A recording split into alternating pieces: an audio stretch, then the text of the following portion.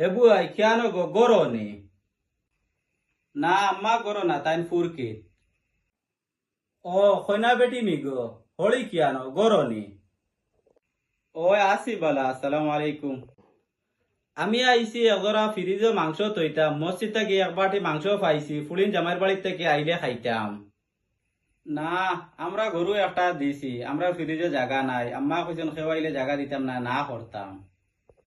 ও আল্লাহ কত মানুষের দ্বারও গেলাম সারা এখন ফ্রিজে জায়গা নাই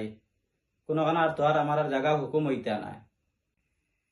বিয়ান থেকে কত মানুষ আইয়া খালি আমার মাংস রুতাও আমার মাংস রুতা তো আসনি তান্তার আমরা ফ্রিজ লইলাম নি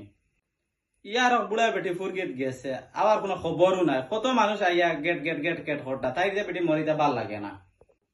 আমরা কাউকে এভাবে আচার আচরণ না করে ধনী গরিব সবাই মিলেমিশে থাকার চেষ্টা করব ইনশাআল্লাহ। আর আমার ভিডিওটি বেশি বেশি করে শেয়ার করে দেবেন আর আমার নতুন পেজটাকে ফলো করে দেবেন। আসসালামু আলাইকুম।